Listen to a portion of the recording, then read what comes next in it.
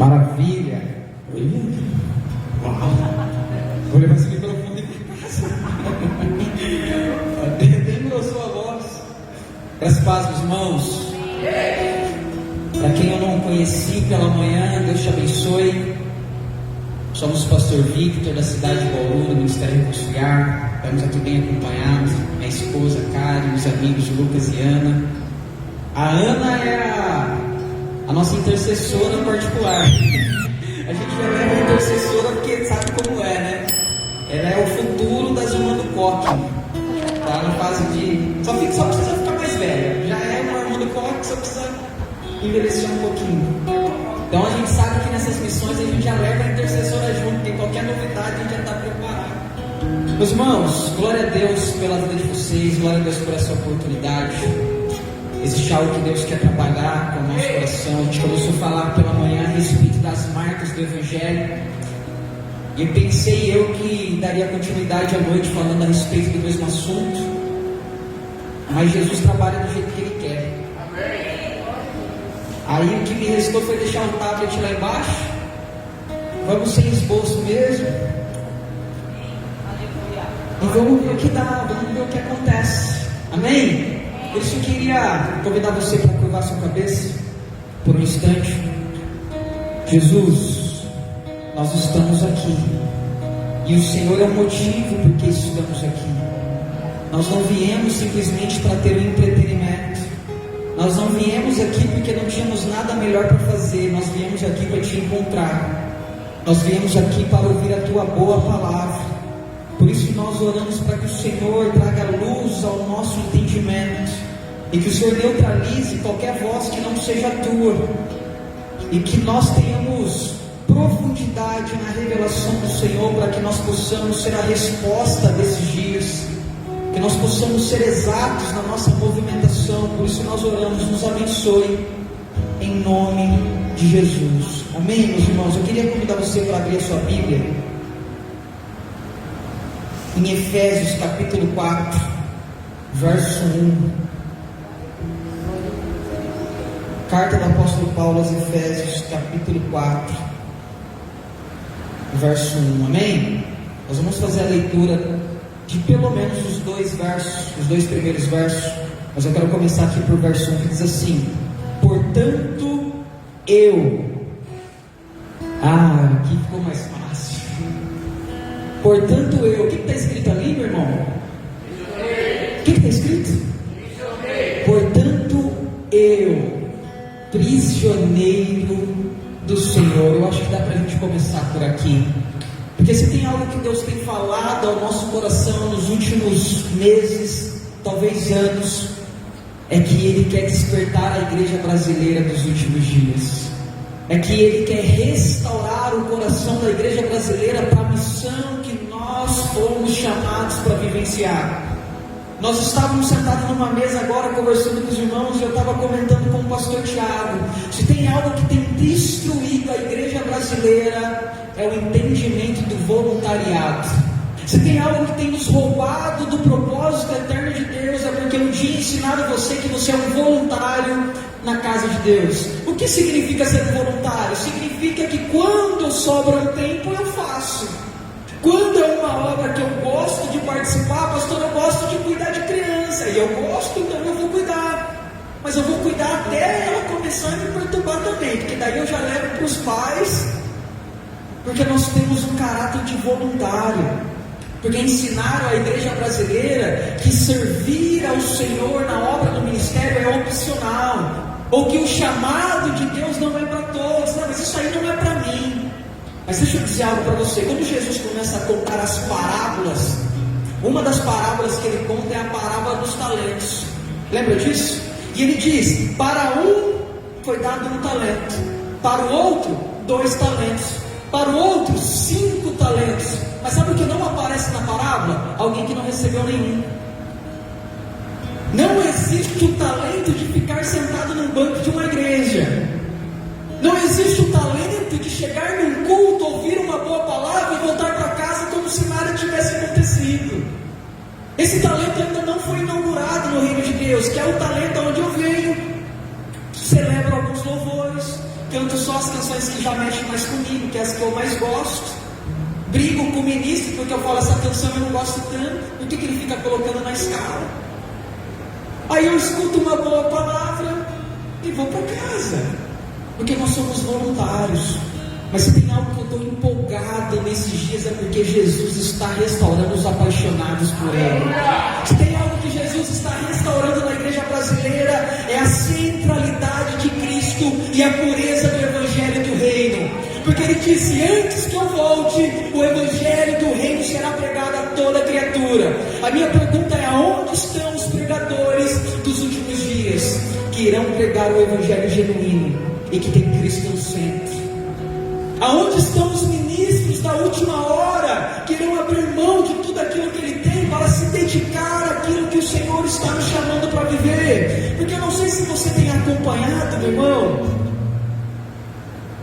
nós estamos muito próximo do fim. A gente poderia fazer uma aula escatológica e ir atrás de datas, e a gente não precisa disso, é só você ligar a sua televisão. É só você abrir o seu celular. Sabe o que você vai ver nas notícias? O Apocalipse se cumprindo, passo a passo. Não quero deixar você com medo, existe muita coisa para acontecer, fica tranquilo. Creio eu, que nós não seremos a geração que iremos nos deparar com a volta de Cristo, fica tranquilo, mas tem uma coisa, é nossa responsabilidade preparar a geração que estará aqui quando Cristo voltar. É nossa responsabilidade como a próxima geração, os instruí-lo, os encharcá-lo de amor e temor ao Senhor, para que a igreja dos últimos dias esteja de pé. Mas se nós permanecermos sendo voluntários, é impossível que essa obra avance. Porque deixa eu dizer algo para você. Sabe por que eu vim para Sorocaba? Nós somos lá de Bauru, irmão. Estamos a 300 quilômetros de casa, mais ou menos. 260, eu acho. Sabe por que eu vim aqui? Porque eu estava inquieto.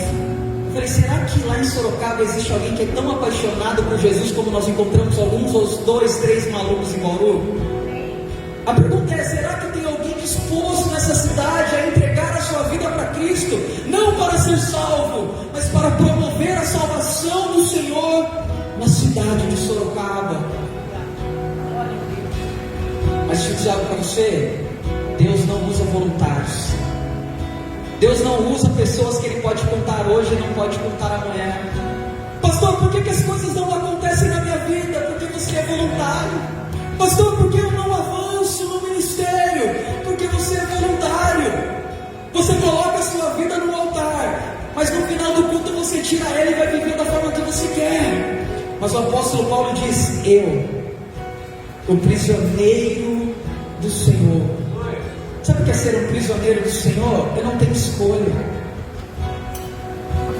Eu não tenho escolha. Se eu estiver bem, eu prego a palavra. Mas se eu não estiver bem, eu continuo pregando a palavra. Se eu não tenho dinheiro, eu prego a palavra. Mas se eu tenho dinheiro, eu continuo pregando a palavra. Se eu tenho saúde, eu prego. Se eu não tenho, eu prego. Porque em um momento o apóstolo Paulo disse, ai de mim se não pregar o Evangelho. Sabe o que Jesus quer restaurar em nós, meu irmão? O temor, o zelo pela casa. Sabe o que é o zelo pela casa? É em ver Jesus chegando no templo um dia, e ele viu que fizeram da casa do Senhor um covil de ladrões. Aí a Bíblia diz que ele veio, que ele fez, virou a mesa, colocou todos os cambistas para fora. Aí os discípulos olharam para Jesus e disseram, se cumpriu a profecia, o temor pela casa iria consumir. Sabe o que é o temor do Senhor? É você ver as pessoas ferindo a igreja de Jesus e isso te angustiar. É você ver as pessoas dando mau testemunho e isso tirar o seu sono, porque você está dizendo, isso não representa a igreja de Jesus. Porque a grande verdade, irmão, é que eu conheço mais pastores íntegros do que pastores mau caráter. Eu conheço mais cristãos apaixonados por Jesus do que voluntários. Mas sabe qual que é o problema? aqueles que fazem aquilo que é errado são mais barulhentos, eles têm mais audiência, eles estão na televisão, eles estão na internet. E é propósito do diabo que isso aconteça. Sabe por quê? Porque isso traz uma imagem da igreja brasileira. Só que tem uma coisa: nós que de fato somos apaixonados por Jesus, estamos omissos. E se nós estamos omissos, aqueles que não revelam o caráter de Cristo está se sobrepondo, e nós estamos ficando para trás. Mas tem uma coisa, o apóstolo Paulo disse: eu sou prisioneiro do Senhor. Mas olha só como ele continua o texto. Efésios 4: portanto eu, prisioneiro do Senhor, peço-vos que andeis de modo digno com o chamado que recebestes. Eu acho maravilhoso a forma que o apóstolo Paulo descreve. Ele diz: somos prisioneiros. A pergunta é: tem algum prisioneiro aqui? Tem mesmo? Cuidado, irmão. Cuidado. É melhor não levantar a mão no susto, não, porque depois. Tem prisioneiro? Prisioneiro é alguém que colocou a vida no altar e nunca mais tirou. Sabe quem é o prisioneiro? O prisioneiro é o Isaac, que é amarrado no altar pelo pai, e está disposto a morrer pela causa do Evangelho. Olha só que interessante, a gente fala muito sobre a fé de Abraão. Lembra? Nossa, Abraão tem uma fé extraordinária, colocou o filho no altar, mas ninguém fala sobre Isaac, porque a realidade é: se Isaac morre, Abraão tinha a chance de cumprir a promessa, ele poderia ter outro filho. Não era o propósito de Deus, mas se fosse, daria certo. Matei Isaac. Deus falou: não, vou te dar outro filho, fica tranquilo. Resolveria o problema. Mas e Isaac, irmão? Porque eu não sei se você sabe, naquele tempo Isaac não era uma criança. Ele tinha em torno de 17 anos, mais ou menos, contra um senhor de 100 anos. Isaac não foi colocado no altar contra a sua vontade. Mas sabe o que eu acho mais lindo de tudo isso? Deus não falou com Isaac. Sabe com quem Deus falou? Com o pai. Deus falou com o pai, e a palavra que Deus deu ao pai fez com que Isaac estivesse pronto para entregar a própria vida, para que o pai pudesse cumprir o seu propósito. A minha pergunta para você é: quem aqui está disposto a morrer por algo que Deus nem falou com você, mas falou com uma casa que você pertence, falou com a igreja que você pertence? Porque nós vamos para o culto, nós recebemos uma palavra, mas nós não conseguimos ver Deus falando conosco através da palavra. A gente consegue, tudo são palavras de bênção. Quando o pastor sobe aqui: Deus vai te abençoar, mas essa palavra é comigo, pelo amor de Deus. Mas quando existe uma palavra pastoral que nos conduz a um ambiente de morte e sacrifício, a gente fala: essa palavra não é para mim. Ô Ricardo, eu vou orar para ver o que Deus fala. Sim, como assim eu vou orar para ver o que Deus fala? Por que Deus vai precisar falar duas vezes se Ele já falou do púlpito? Se Deus já levantou pessoas para falar ao nosso coração, por que Deus precisa falar de novo? Sabe qual é a geração que Deus está procurando nesses dias? Uma geração que está morrendo pela causa do Evangelho, mesmo sem Deus dar os sinais que ela está pedindo. Vou te explicar isso com calma. Jesus, fala comigo, Jesus. Nossa, eu quero ouvir a sua voz. Aí Deus traz um pastor lá da cidade de Bauru, vem aqui para falar que você precisa morrer pela causa do Evangelho. Aí você diz: não, eu queria ouvir, mas não era essa. Eu queria ouvir o Evangelho, mas era um outro Evangelho. Aquele Evangelho que eu vou chegar na segunda-feira e eu vou conseguir um emprego melhor. É aquele Evangelho que vai me prometer que eu vou trocar de carro ainda esse mês. Mas quando chega um maluco aqui, ele fala assim: Deus está chamando uma geração de prisioneiros. Eu falo: também vou pisar. Porque nós, como igreja brasileira, nós estamos distraídos, meu irmão. Deixa eu dizer algo para você. O apóstolo Tiago, na sua carta, ele diz, aliás, ele pergunta: o que é a vida? E ele mesmo responde, ele diz: a vida é só um vapor que aparece e logo some. Deixa eu dizer algo para você, talvez você vai viver 70, 80, talvez até 90 anos, mas a grande verdade é que tudo isso é passageiro. Um dia eu questionei Jesus a respeito disso. Eu disse: Jesus, a gente está numa terra onde tudo passa, mas nós somos um povo que fomos chamados para viver eternamente. Então como investir em algo eterno vivendo em uma terra onde tudo passa?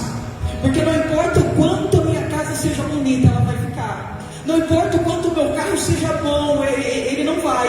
Não importa se a minha empresa é multimilionária ou não, eu não levo. Então se eu estou numa terra onde tudo passa, como investir naquilo que é eterno? Sabe o que ele me disse? Invista em pessoas. Porque a única coisa que existe agora e que também estará na eternidade são elas.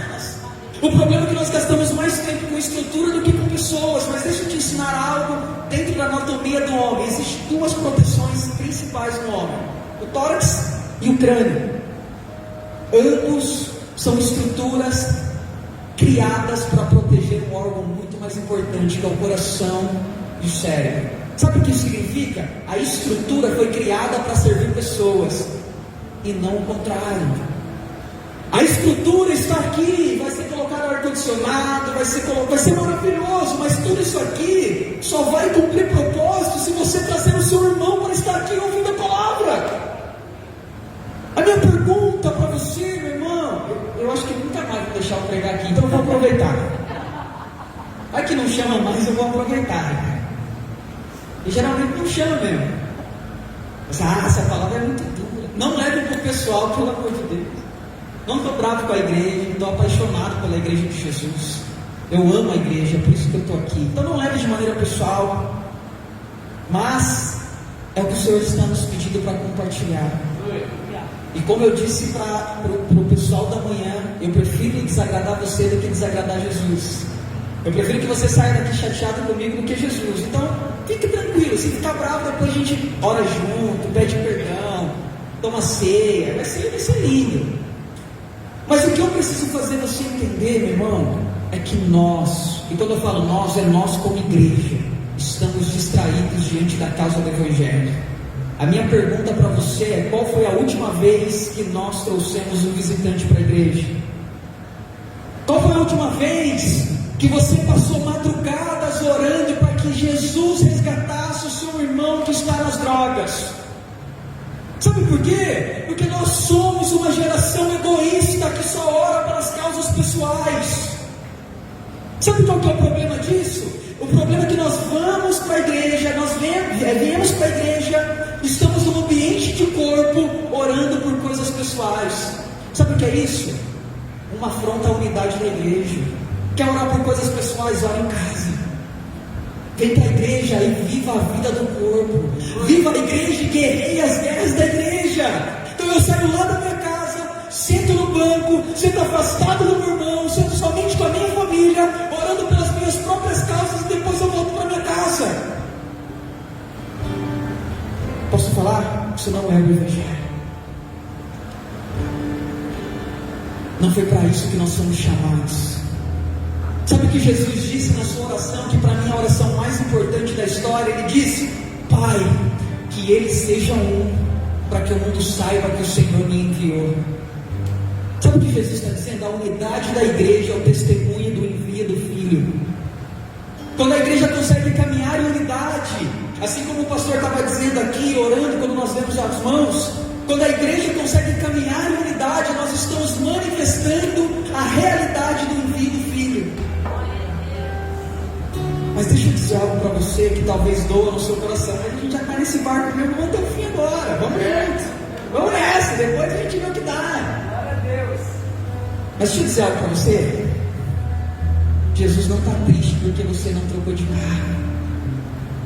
Jesus não está chateado porque você não passou na faculdade, ou porque você ainda não fez a grande reforma da sua casa. Existem pessoas que estão destinadas à morte. Existem pessoas que estão destinadas ao inferno. Existem pessoas que estão destinadas à ruína.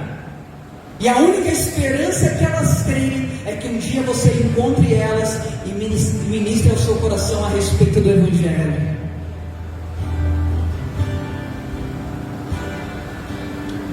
Mas o Senhor precisa arrancar do nosso coração a lepra, Ricardo.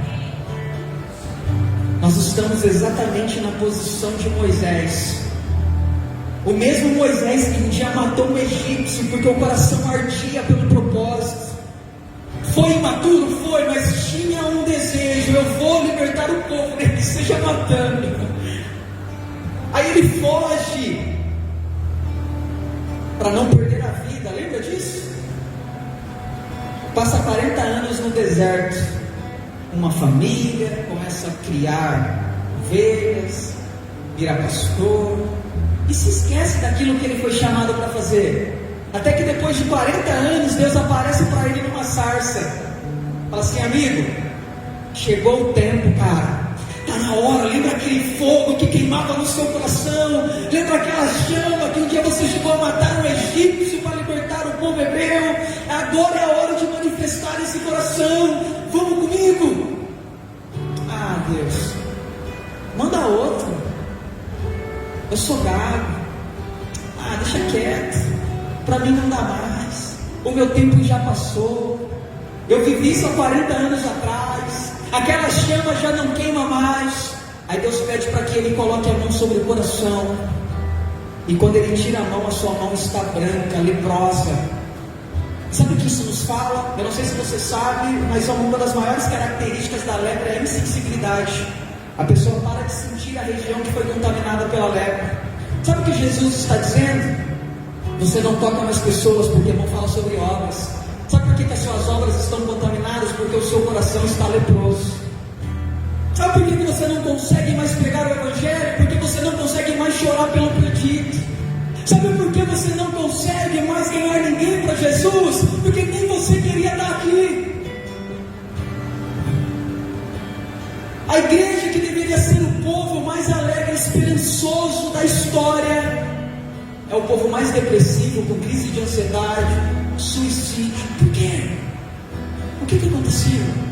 Aonde nos desviamos? Aonde o fogo apagou? Talvez você seja essa pessoa que fala assim: Senhor, ou pastor, se você falasse isso para mim há 18 anos atrás, eu seria esse cara que estaria nas praças dessa cidade. Eu seria essa mulher que estaria cuidando de crianças, de órfãos, da prostituta, do morador de rua. Mas agora o meu tempo já passou. Se você falasse isso comigo há 40 anos atrás, Moisés estava dizendo, a minha vida seria completamente diferente. Nós iríamos para lá, iríamos resgatar aquele povo. Mas agora chama outro, eu já estou cansado. Eu já tenho 80 anos. O chamado de Moisés começou com 80 anos, meu irmão. Sabe o que significa? Não tem desculpa para você. É verdade. Não há desculpa para você. O dele começou com 80. E você acha que foi um chamado fácil? Você acha que foi fácil conduzir mais de 1 milhão de pessoas no deserto? Sem água, sem comida, sem nada, confiando na provisão de Deus. Povo terrível que murmurava por tudo. Mas a minha pergunta é: cadê os prisioneiros que vão fazer o que precisa ser feito, ainda que isso te custe tudo?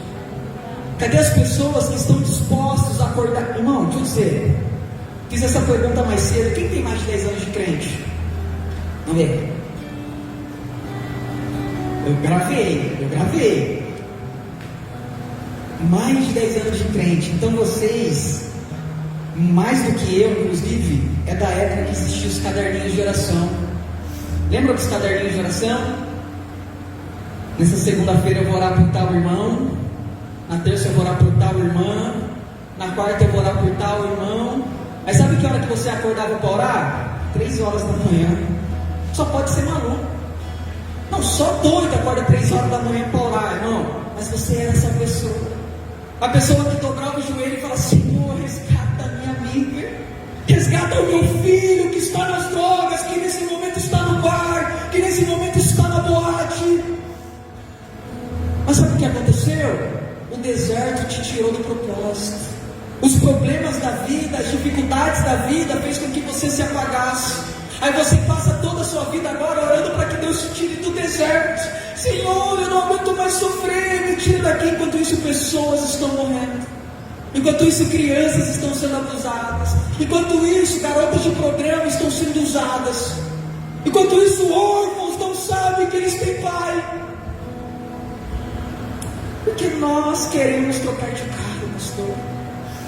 Porque nós queremos conquistar a nossa casa própria. Mas sabe o que eu acho poderoso? Estava falando isso dos irmãos mais cedo. O povo sai do cativeiro babilônico.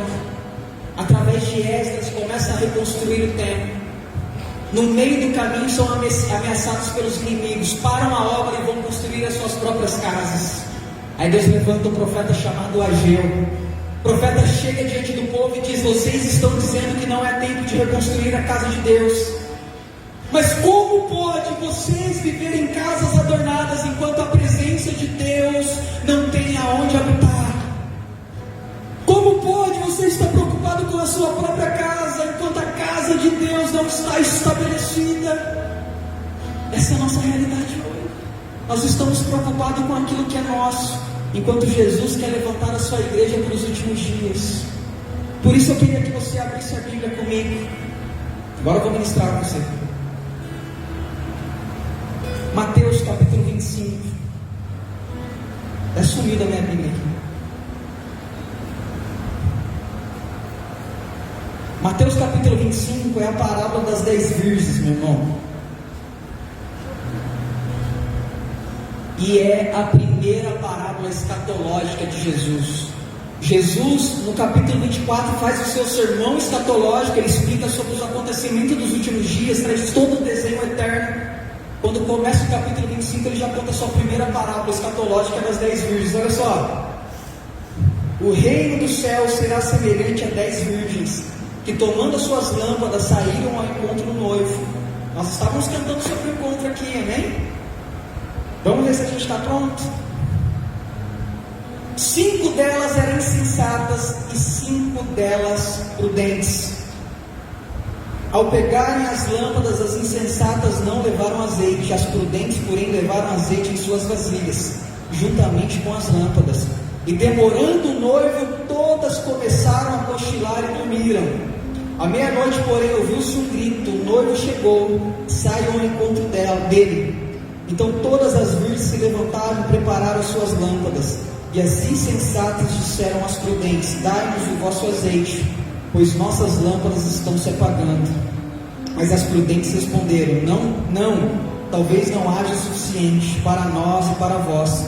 Ide, porém, aos que vendem azeite e comprai-o para vós. E assim que elas saíram para comprá-lo, o noivo chegou. E a que estava preparada entraram com ele para a festa de casamento, e fechou-se a porta. Depois também chegaram as outras virgens e disseram: Senhor, Senhor, abre-nos a porta. Ele, porém, respondeu: em verdade vos digo que não vos conheço. Portanto, vigiai, porque não sabeis nem o dia e nem a hora. Isso aqui é uma realidade da igreja dos últimos dias, amém?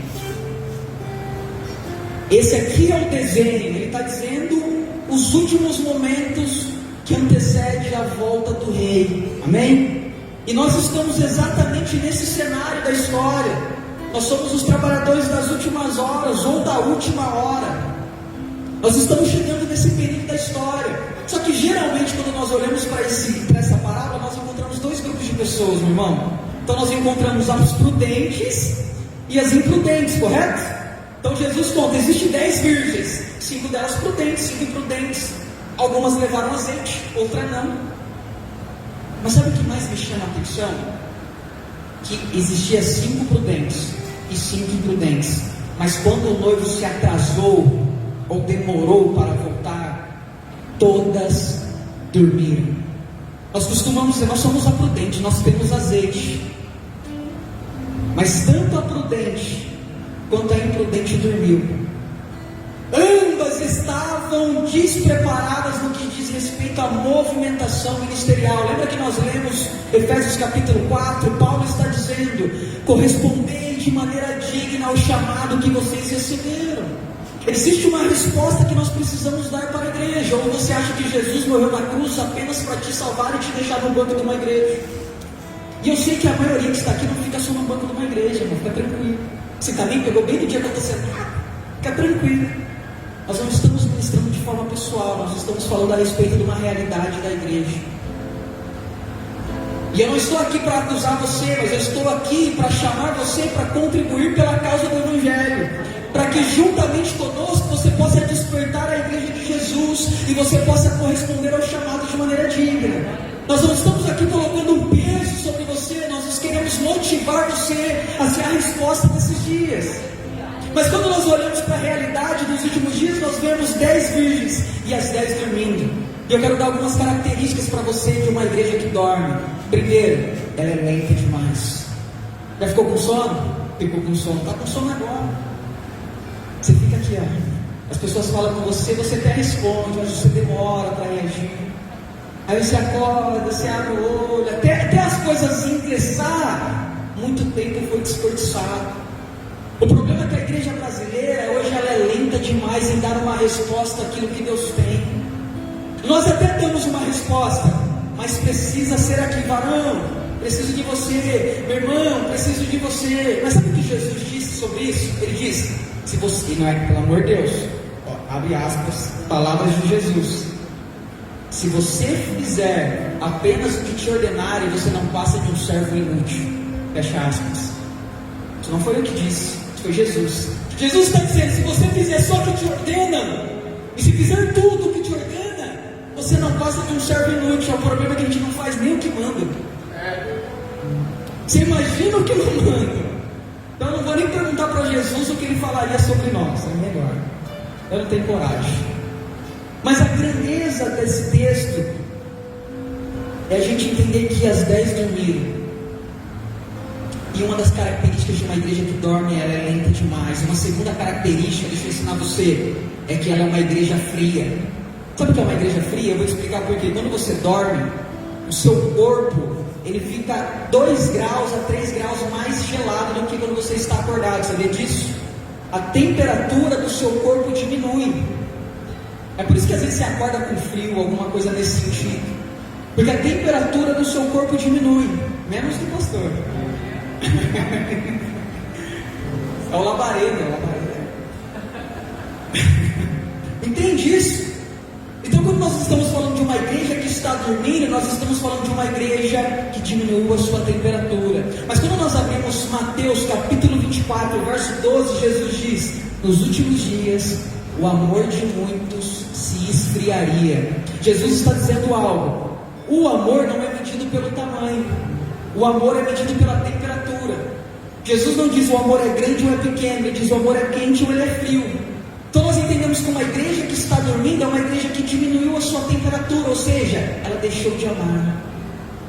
Hoje nós estamos com uma espada de juízo, nós vamos para a internet ficar brigando, arrumando confusão, nós defendemos político, nós arrumamos confusão com todo mundo, mas a gente não ama mais ninguém. Deixa eu te ensinar algo aqui. Jesus não é um coitadinho indefeso que precisa ser defendido. Amém? Jesus não precisa ser defendido pela igreja, pelo amor de Deus. Olha Jesus diante de Pilatos, Pilatos dizendo, eu tenho um governo sobre você, se eu quiser eu te solto. Jesus, você não sabe de nada. Se eu rogasse ao Pai, Ele mandaria 12 legiões de anjos para me resgatar daqui. Se você tem algum tipo de autoridade, é porque meu Pai te deu. Jesus não precisa ser defendido, meu irmão. Jesus precisa ser manifestado. Jesus não precisa ser defendido, Ele precisa ser revelado para essa geração. Ele precisa que pessoas revelem a sua imagem. Um dia Jesus chega para os discípulos e diz, quem estão falando aí fora quem eu sou? Sabe quem acertou a resposta? Ninguém. Porque o mundo nunca soube quem é Jesus. O mundo não sabe quem é Jesus, e Jesus não liga para isso. Jesus não ficou brigando com os discípulos, falando, poxa, mas vocês, vai lá. Os caras falaram que eu sou João Batista, eu sou muito maior do que João Batista, vai falar de mim para eles. Falaram que eu sou Elias, não, eu sou muito maior do que Elias, corrige lá. Jesus fez isso. Sabe qual foi a resposta de Jesus? Excelente, mas e vocês que caminham comigo? o que entende sobre mim. Porque o problema não é o mundo não conhecer a Jesus, o problema é você, sou eu, a igreja. Porque nós deveríamos conhecer o coração de Jesus, mas ao invés disso nós estamos arrumando briga por causa de Jesus. Nós estamos ferindo pessoas em nome da fé. Sabe por quê? Porque nós estamos frios demais, estamos apáticos demais, nós não conseguimos mais ter compaixão. Mas Jesus, deixa eu lembrar você de Jesus no Calvário. Jesus aqui, depois de quase 6 horas, crucificado, chibatado, coroa, cuspiram nele, zombaram dele. Mas sabe qual é a palavra dele, pastor? Pai, perdoa eles, porque eles não sabem o que fazem. A minha pergunta é: será que não sabem mesmo? Será que crucificaram Jesus por acidente? Será que tropeçaram? Crucificamos Jesus.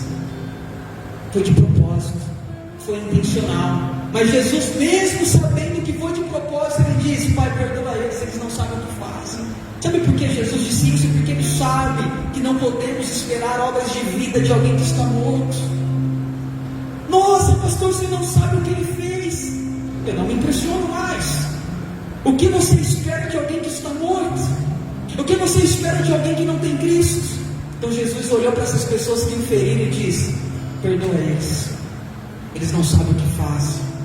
Mas para que a gente manifeste essa realidade, a gente não pode ser uma igreja que está dormindo, porque uma igreja que está dormindo, ela é lenta e ela é fria.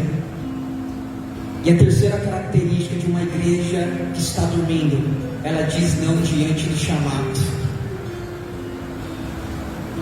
As que não tinham azeite, pastor, chegaram para as que tinham azeite e falaram assim: dá um pouco para nós. Nós precisamos de azeite porque o noivo está chegando. Sabe qual foi a resposta delas? Não, temos só para nós. Uma igreja que carrega azeite, mas que carrega só para si. Uma igreja até que ora, mas ora só para si. Uma igreja até que prega, mas prega só entre eles. Uma igreja que até intercede, mas intercede só pelos seus. Nós temos azeite, pastor, mas é só para nós. Quando chega o necessitado, aquele que não tem azeite, a gente não tem nada para oferecer, porque nós estamos dormindo, porque nós não queremos assumir a responsabilidade de cuidar de pessoas dá trabalho demais. Mas sabe por que nós optamos? Vamos ficar no ministério itinerante, vamos só pregar o evangelho de igreja em igreja. Deixa eu dizer para você: nós estamos aqui pregando, mas nós pastoreamos um povo. Nós estamos aqui pregando, mas nós gastamos a nossa vida cuidando de gente, mano. Nós não estamos aqui brincando do evangelho, brincando de ser pregador. Nós temos dedicado a nossa vida a cuidar de gente. Pelo menos os últimos 10 anos da nossa vida, foram 10 anos que a gente não pôde olhar pelas nossas próprias causas. Foram os 10 anos que nós estamos dizendo: Senhor, faz na vida dele primeiro, pelo amor de Deus. Senhor, muda o casamento dele, pelo amor de Deus. Senhor, resgata o filho dele das drogas. Porque quando você se envolve na causa do evangelho, você não tem tempo para orar para si mais. Você não tem tempo mais para absorver azeite somente para si. Porque deixa eu te ensinar algo a respeito do azeite. Quando o profeta chega na casa da viúva e ele diz: pega as botijas emprestadas, entra dentro da sua casa e começa a despesar o azeite. Sabe quando o azeite acabou? Quando acabou a botija. Porque o problema para Deus nunca foi azeite. O azeite nunca acaba para aquele que está liberando azeite sobre a vida do outro. Nunca! Mas a realidade dessa igreja é: eu não vou te dar porque senão eu fico sem. Não fica! É por isso que a vida não cresce, porque você fez de uma fonte uma represa, e água parada apodrece, meu irmão. Deixa eu dizer algo para você: se você pega uma água numa cachoeira, pode passar anos e anos, ela sempre estará saudável. Se você coloca uma água num copo, em poucos dias você não pode beber mais, porque ela estraga. Sabia que a água estraga? Ela só não estraga se ela estiver em uma fonte. Ela só não estraga se ela estiver em movimento. Mas a partir do momento que você torna a fonte de Deus uma represa, se você traz o azeite de Deus e usa simplesmente para você, você adoece, você adormece, você paralisa, você se torna egoísta, porque você acha que você é o centro do universo, e Deus precisa parar céus e terra para resolver a sua causa. Mas quando você começa a se envolver com pessoas, você vai ver que o seu problema é tão pequeno diante de tantas questões que existem nesse mundo. Mas Deus quer levantar uma igreja de apaixonados por Ele e de apaixonados por pessoas. Jesus chegou para Pedro e disse: você me ama, Pedro? Deixa eu perguntar para você. Você é o representante de Jesus aqui. Você ama Jesus? Ama mesmo? Então cuida das suas ovelhas. Essa foi a resposta dele para Pedro. Me ama, Pedro? Amo. Então apacenta as minhas ovelhas. Porque Jesus só entende uma expressão de amor quando você corresponde à expectativa do coração dele. Jesus não entende uma linguagem de amor que não tem obras de manifestação e graça. Jesus disse no João capítulo 14, eu vou deixar com o mestre, depois ele resolve se estiver errado. João capítulo alguma coisa. Aquele que tem os meus mandamentos e o guarda, esse é o que me ama. Aquele que me ama será amado do meu Pai, e eu também o amarei. Sabe o que Jesus disse? Não é aquele que passa o culto falando que me ama, é aquele que guarda os meus mandamentos. A linguagem, tem um livro que chama 5 Linguagens de Amor. Quem leu? Já ouviu falar? As 5 Linguagens de Amor? Deixa eu te explicar a linguagem de amor de Jesus. Cumpra os seus mandamentos. Guarde as suas ordenanças no mais profundo do seu ser. E aí Jesus vai saber que você o ama. Porque adoração não é o que você faz no domingo, é quando você vive no domingo aquilo que cantou na segunda. Perdão, que você vive na segunda aquilo que cantou no domingo. Adoração não é o que você faz aqui. Adoração é quando você expressa no teu trabalho aquilo que você cantou aqui. Adoração é quando você está na sua roda de amigos e as pessoas olham para você e falam assim: cara, você é muito parecido com Jesus.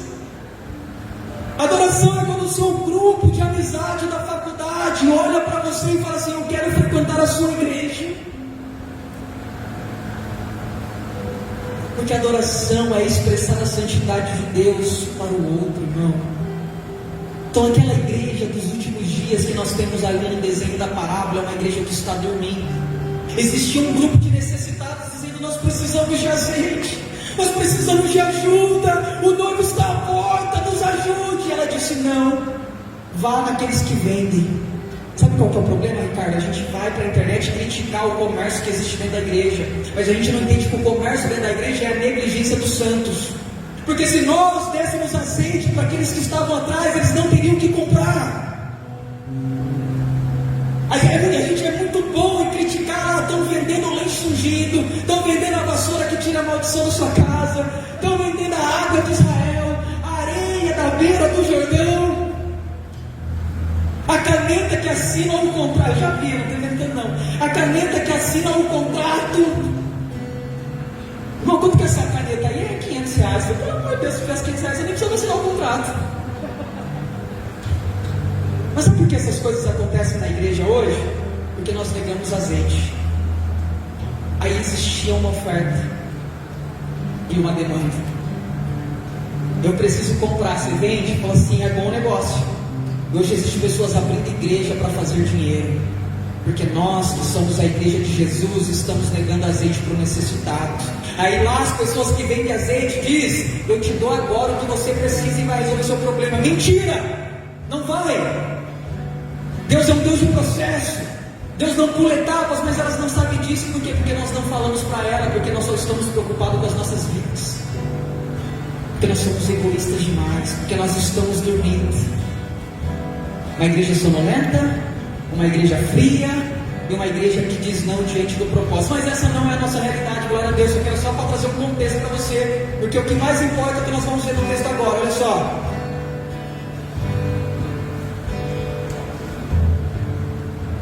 Então fica tranquilo, essa mensagem não foi para você. Amém? Estão em paz? Está todo mundo feliz? Isso aqui é só para a gente saber o que está acontecendo no Brasil. Não tem nada a ver com a gente, pastor. Está tranquilo, fica tranquilo. A nossa realidade é essa aqui que nós vamos ler agora. Olha só. Verso 6, capítulo 25 de Mateus. À meia-noite, porém, ouviu-se um grito: o noivo chegou, saiam ao encontro dele. Deixa eu dizer algo para você. Existe um terceiro grupo na história. Eles aparecem tão rápido que nem aparecem. que é a voz profética que está anunciando: o noivo está voltando, o noivo está voltando. Nós não somos nem as prudentes e nem as imprudentes, nós somos uma voz profética anunciando a volta do noivo. Sabe o que Deus quer fazer de você hoje? Apenas uma voz. Você não tem um nome, você não tem um grande ministério, as pessoas nem sabem quem é você, mas você tem uma voz.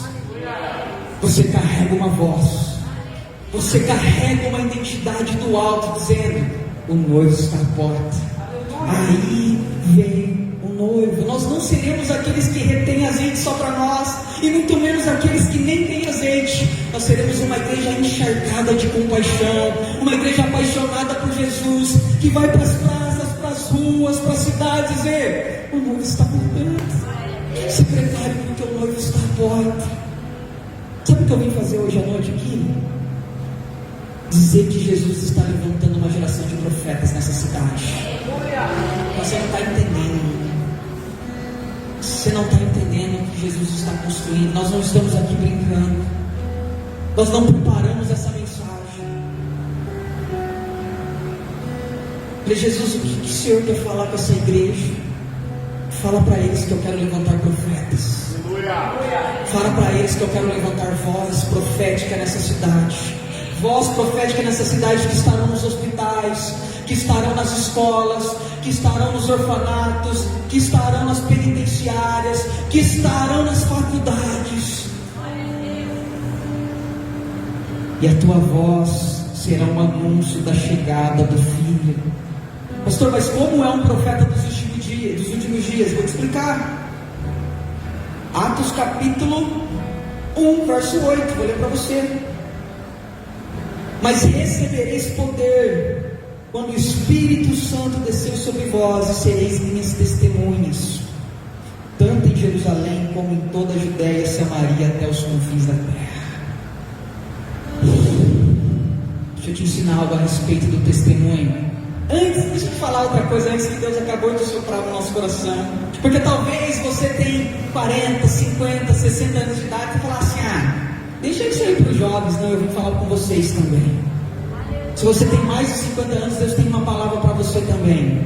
E a palavra é aquela que se cumpriu em Atos, mas que foi anunciada por Joel. Porque aqui nós lemos sobre o que? A liberação do Espírito, amém? Mas Joel, no capítulo 2, ele anuncia sobre esse dia. Ele diz: quando o Espírito Santo vier sobre toda a carne, vossos filhos profetizarão, vossos jovens terão visões, e os vossos velhos sonharão. Deus vai devolver os sonhos para vocês. Deus quer restaurar os sonhos. Pastor, mas eu tenho mais de 45 anos, é com você. Pastor, eu tenho mais de 70 anos, é com você. Porque Deus vai te encharcar com o sonho do alto, e até o último dia da sua vida você vai clamar por mais do Senhor. Essa é a realidade das testemunhas e do batismo no Espírito. É uma realidade onde os filhos profetizam, os jovens têm visões e os velhos têm sonhos. Aí não faz sentido nenhum, humanamente falando, assim: por que Deus dá sonho aos velhos? Seria mais fácil, Ricardo, inverter: dar visão aos velhos, porque são mais experientes para discernir, e dar sonho aos novos, dar sonho aos jovens. Mas Deus, ele cuida dos detalhes, porque ele sabe que quando os anos vai passando, nós temos a tendência a deixar de sonhar. E uma pessoa que deixa de sonhar, ela está morta. Deus quer restaurar o seu sonho hoje. Deixa eu dizer para você, não importa se você é novo ou velho agora, Deus quer restaurar o seu sonho. Porque antes de você ser uma testemunha, o Espírito de Deus precisa vir sobre você. E quando o Espírito vem, ele devolve os seus sonhos. O problema é que as crises da sua vida roubaram de você os sonhos. O problema é que a dificuldade no casamento fez você deixar de sonhar com o seu marido aqui, prostrado diante do Senhor. Os anos que você vê os seus filhos nas drogas faz com que você deixe de sonhar e vê ele como um pastor. Deus vai te usar nesses dias para ganhar os seus. Deus vai te levantar nesses dias como um profeta dentro da sua casa. Mas para ser um profeta e ser uma testemunha, precisa sonhar os sonhos de Deus. Salmo 126, falando do povo saindo do cativeiro, a Bíblia diz: quando o Senhor restaurou a sorte de Sião, ficamos como quem sonha. E então a nossa boca se encheu de riso e a nossa língua de júbilo. E entre as nações se diziam: grandes coisas o Senhor fez por eles. Deixa eu te ensinar algo a respeito do sonho. Talvez você está numa crise hoje, dizendo: pastor, quando a crise passar eu volto a sonhar. Quando o meu casamento ficar melhor, quando eu pagar o cartão de crédito que está atrasado, eu volto a sonhar. Deixa eu dizer algo para você: o sonho antecede a alegria. Quando Deus restaura a sorte de alguém, Ele não devolve a alegria, Ele devolve um sonho. Porque o sonho faz com que você celebre. Foi o sonho que fez José suportar a prisão, suportar a cisterna, suportar os enganos, os abusos, as calúnias. Ele tinha um sonho, ele tinha uma palavra. O que aconteceu com o seu sonho, irmão? Cadê aquele sonho de se tornar um ministro do Evangelho, um ministro de louvor, aquele sonho de fazer uma faculdade? Porque isso é ministério também, sabia? Ministério não se resume ao altar. Um dia chegaram para Jesus e falaram: Jesus, como nós iremos cumprir a sua obra? Como realizar a obra de Deus? A resposta foi: a obra de Deus é esta. Não tem variável, irmã, é isso. A obra de Deus é esta: que creiais naquele que por Deus foi enviado. A obra não é o que eu faço, é em quem eu creio. Tudo que eu faço porque creio em Cristo é obra de Deus, meu irmão. Então quando você estiver na escola, não sei se você é professor ou professora, se você não importa, é lá que Deus te chamou como um pastor dessa geração. É lá que Deus te chamou como um profeta dessa geração. Porque aqui já tem pastor, aqui já tem ministro. Não precisa todo mundo fazer uso da plataforma. Existe um púlpito enorme lá fora. E existe um povo sedento, irmão. Deixa eu dizer algo para você: pregar para o ímpio é mais gostoso do que pregar para crente. Porque eles começam a ficar apaixonados por Jesus. Você começa a ver os olhos deles brilhando, o coração quebrantando, as lágrimas caindo, e eles se prostrando diante do Senhor. A gente desaprendeu essas coisas, sabe por quê? Porque a gente deixou de sonhar. A gente se acostumou com a presença. E terrível coisa é quando a gente se acostuma com a presença. É quando ela se torna normal.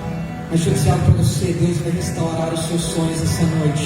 E quando Deus restaurar os seus sonhos, um dos sonhos que Deus vai restaurar é para ter mais da presença dEle. Eu tenho certeza que houve um momento da sua vida que você falou: um dia eu vou orar por cura, Jesus, eu sou apaixonado, e eu quero expressar esse coração, eu quero expressar essa realidade. Aí veio os problemas, aí veio a crise no casamento, aí o filho desviou, aí teve problema com o marido, aí teve adultério, aí aconteceu um monte de coisa e você deixou de sonhar os sonhos do alto. Mas quando Deus restaura a sorte de alguém, a primeira coisa que Ele devolve são os sonhos. E quando o Espírito vem sobre nós, nós voltamos a nos celebrar, nós voltamos a nos alegrar. Aí sim nós podemos estar dentro de uma realidade de testemunha. Porque antes de Deus fazer através de nós, Ele precisa fazer em nós. Como que nós vamos chegar para alguém e falar assim: você precisa conhecer o meu Jesus? A pessoa olha para você e não encontra um sorriso. Assim, esse Jesus, não quero não. A gente, sabe o que significa evangelho? Quem sabe? Palavra. Boas novas. Uma boa notícia. A pergunta é: qual a melhor forma de te dar uma boa notícia?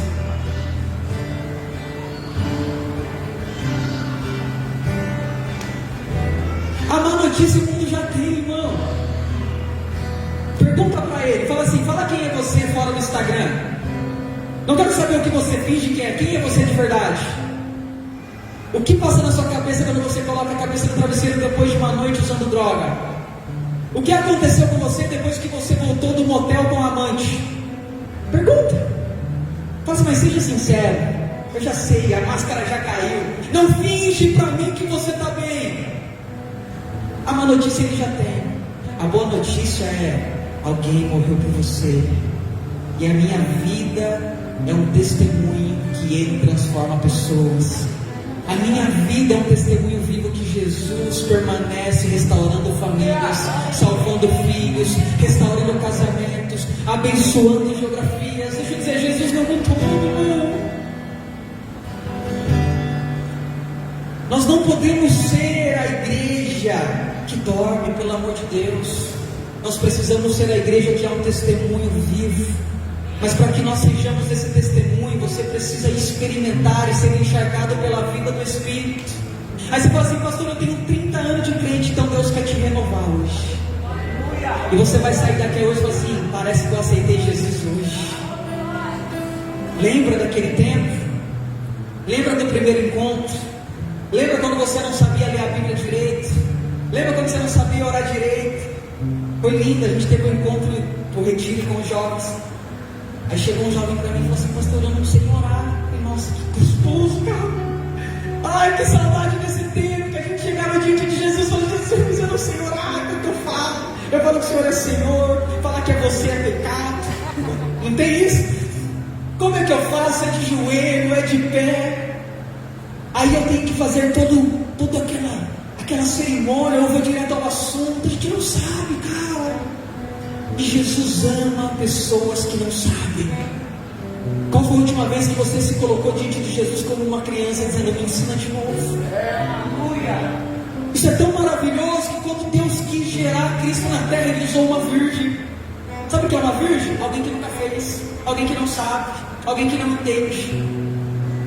Porque quando Deus quer gerar Cristo na terra, Ele usa alguém que não consegue, Ele usa alguém que não sabe, alguém que acha que é incapaz, porque no final a glória será dele. O problema é que você já aprendeu, você já sabe o caminho do coração de Deus, você sabe ler a Bíblia, você sabe orar, você sabe pregar, você sabe tocar, você sabe tudo. A minha pergunta é: você ainda sabe se aquebrantar diante dele? Você ainda sabe chorar diante de Jesus? Será que você ainda sabe se colocar totalmente na dependência dele?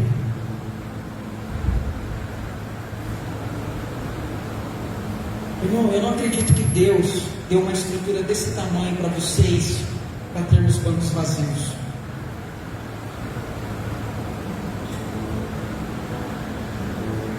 Eu não acredito. E não cai naquela conversa assim: não, mas tem um anjo sentado aí do seu lado. Não, um banco não é para anjo, não, irmão. Deixa os anjos voando. Tem asa, mas você não. Banco é para gente. Banco é para sua família. É para os seus amigos. É para o seu amigo do trabalho. É para o seu filho que agora está nas drogas. Mas deixa eu dizer algo para você, para que eu possa encerrar. Deus vai restaurar você hoje. Eu confesso que eu vim aqui nessa noite para ministrar o mesmo sermão que eu ministrei de manhã. E era um sermão de ativação para que nós avancemos. Mas eu acho linda a forma que Deus trabalha. Deus separou o povo. Você quer trabalhar de forma específica com a igreja hoje. Se Deus te trouxe aqui é porque Ele quer restaurar você. E a restauração não fala sobre pecado, irmão. A gente já passou dessa fase, amém? A gente não está falando sobre pecado, nós estamos falando sobre o avanço do Evangelho. Nós estamos falando sobre o reino de Deus. Nós estamos falando sobre a salvação da sua família. Nós estamos falando da salvação dos perdidos dessa cidade. Nós estamos falando do cuidado dos órfãos, das viúvas, das prostitutas, dos necessitados. Nós estamos falando das obras missionárias da igreja. Nós estamos falando em restaurar um coração evangelista em você, que é aquele coração que prega no ponto de ônibus, aquele que não consegue não falar de Jesus, é a primeira brecha, prega até para as paredes. Se alguém der uma brecha, eu falo de Jesus hoje. Mas para que isso aconteça, Jesus precisa operar algo em nós. Assim, pastor, eu estou tão angustiado que eu preciso ser muito sincero. Eu não consigo mais buscar a presença de Deus. Eu te entendo, irmão. De verdade, eu não estou brincando, eu te entendo. Eu sei o que é chegar diante de Deus e falar: Jesus, se o Senhor não operar um milagre na minha vida hoje, eu não levanto e não saio daqui. Assim como Jacó, como nós lemos de manhã: se o Senhor me abençoar, não me faça sair daqui. Se o Senhor não mudar a minha realidade hoje, eu não consigo continuar. Deixa eu dizer algo para você: você está diante do seu Pai, meu irmão. Por que você quer fingir que está tudo bem? Por que você quer mostrar para as pessoas que você está vivendo a melhor vida da história? sendo que você está quebrado por dentro. Jesus quer nos levantar como testemunhas. Eu construí todo esse contexto só para você entender a realidade que Jesus quer te inserir, mas não é isso que Ele quer fazer hoje. O que Ele quer fazer hoje é te devolver os sonhos. O que Ele quer fazer hoje é fazer você voltar a queimar por um sonho. Você vai ser aquela pessoa que vai acordar antes do despertador, a pessoa que ama segunda-feira dizendo: uau, é hora de conquistar o sonho de Deus. A gente hoje é o povo que gosta de dormir. Um povo que gosta de dormir demais, sabe o que revela? Ela não tem o que edificar. Ela não está engajada em nenhuma causa. Então a vida dela, Ricardo, é um dia após o outro, na roda do hamster. Final de semana tem cultos, segunda tem trabalho, talvez alguma movimentação ministerial de ensaio, mas a gente já sabe como acontece também. A gente nem se prepara, porque a gente não sabe que chegando lá Jesus pode mudar completamente a história da minha vida, porque toda vez que eu encontro Jesus, algo muda em mim.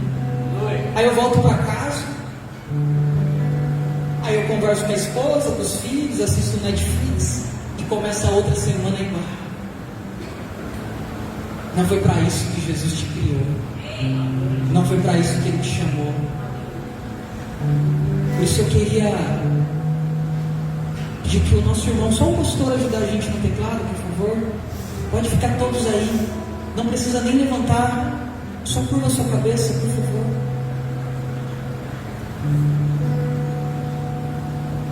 Você não sai daí não.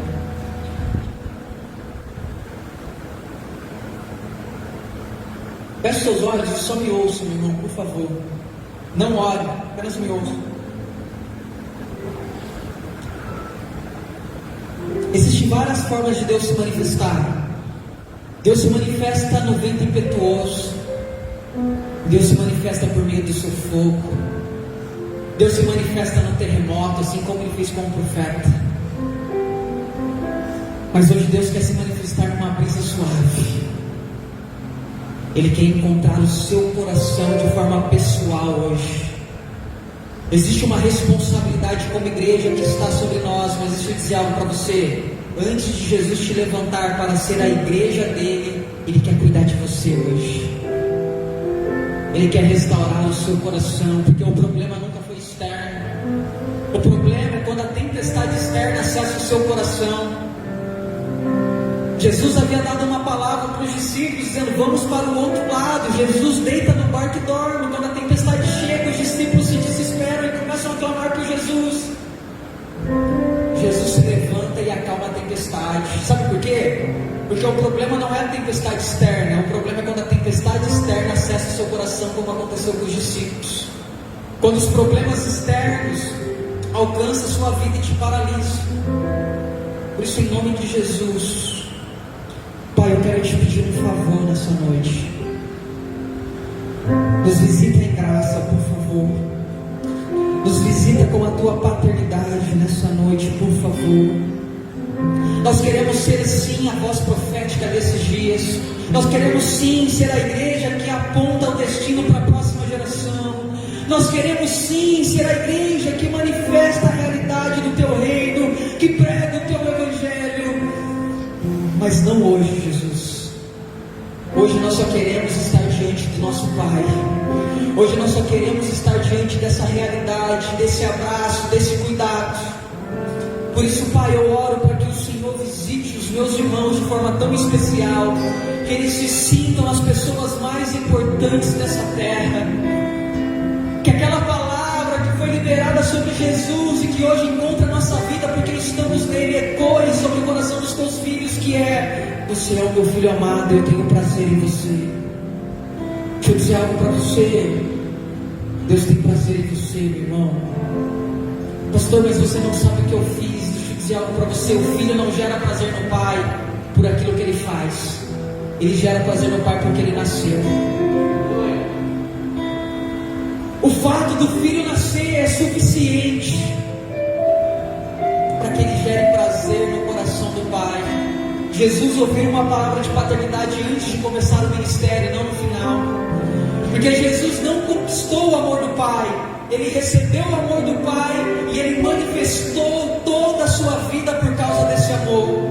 Deixa eu dizer algo para você, você não faz nada para receber esse amor, você recebe esse amor e você corresponde a esse amor.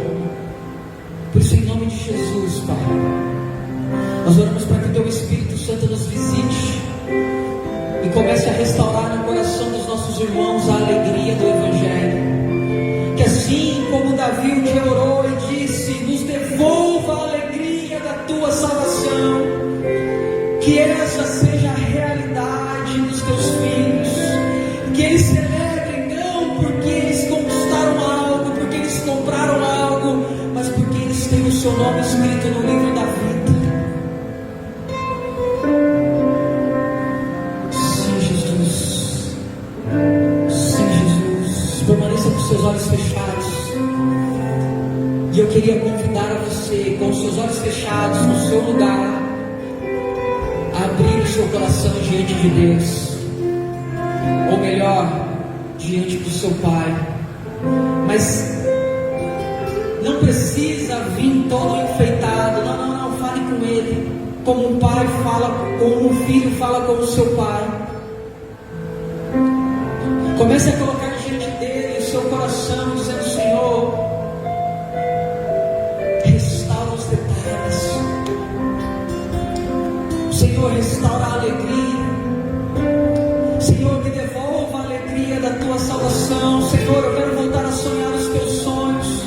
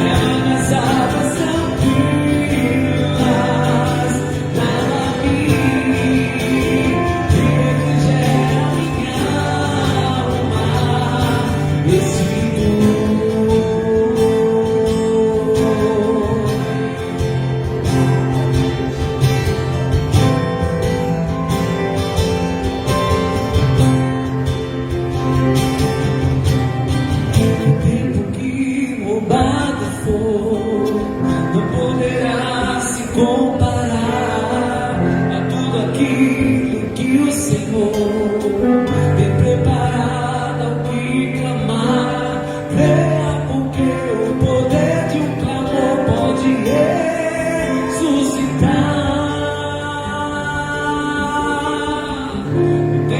que roubado foi, poderá se comparar a tudo aquilo que o Senhor tem preparado ao que clamar. Creia, porque o poder de um clamor pode ressuscitar.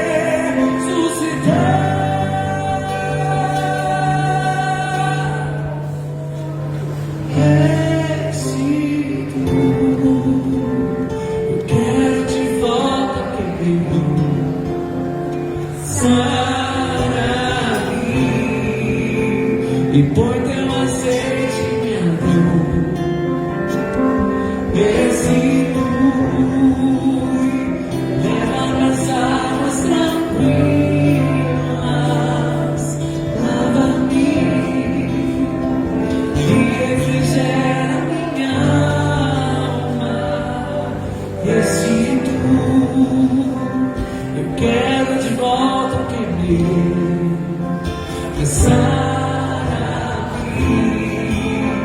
e põe teu azeite em minha dor, restitui e leva-me às águas tranquilas, lava-me e refrigera minha alma, restitui.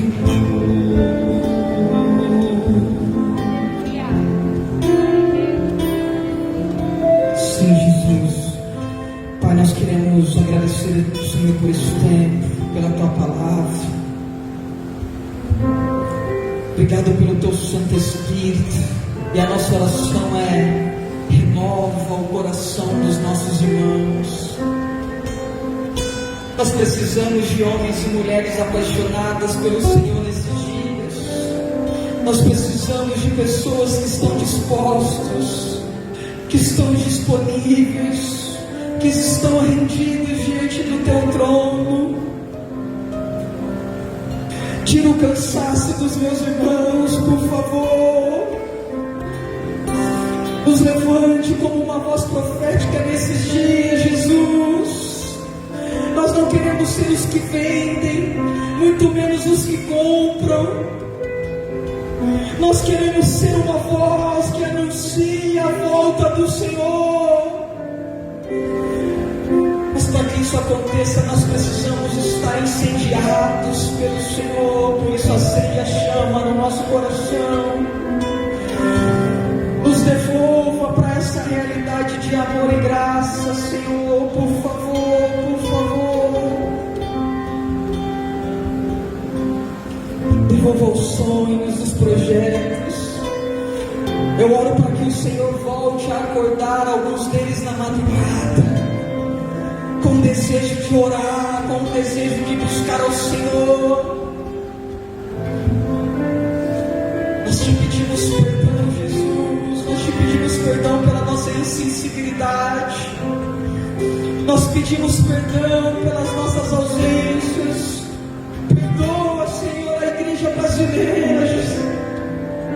Sim, Jesus, nos perdoa.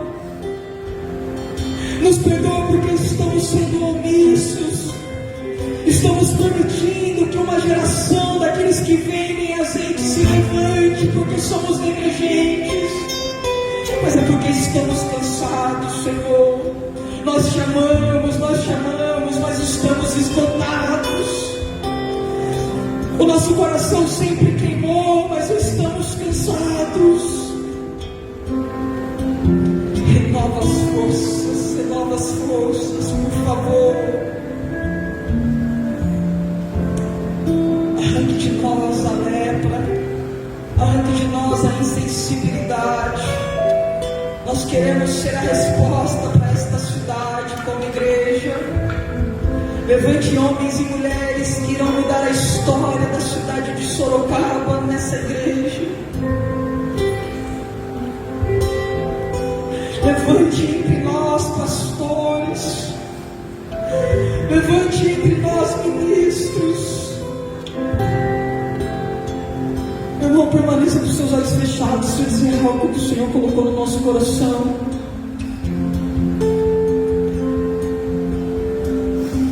Existem pessoas aqui que almejaram a obra do ministério. Não são todas. Jesus quer falar com uma pessoa específica. E fica tranquilo, não vou te chamar para vir aqui na frente. Mas existia alguém aqui que um dia sonhou em ser pastor. Um dia eu serei pastor, um dia eu pregarei o evangelho, um dia eu serei uma pastora, eu serei uma ministra. Mas os problemas apagaram essa chama. Deixa eu dizer algo para você. Jesus está te levantando para esse tempo.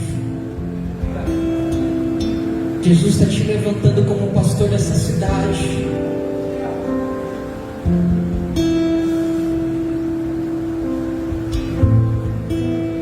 Jesus vai te levantar como pastor dessa cidade. O seu ministério será tão violento que não cabe nessas quatro paredes. Deixa eu dizer algo para vocês. Existem pessoas aqui que um dia sonharam em ser ministros de louvor. Um dia eu serei um grande ministro. O Senhor está te restaurando. Em nome de Jesus, volte a sonhar com os sonhos de Deus. Deus não se esqueceu de você. Existem pessoas aqui que um dia sonharam em cursar uma faculdade, mas ela diz agora, já passou o meu tempo. Eu não tenho recurso, eu não tenho dinheiro, eu não tenho tempo, não dá mais para mim. Jesus está te devolvendo o sonho. E quando Ele devolve um sonho, Ele também entrega o recurso. Ele também abençoa e abre as portas.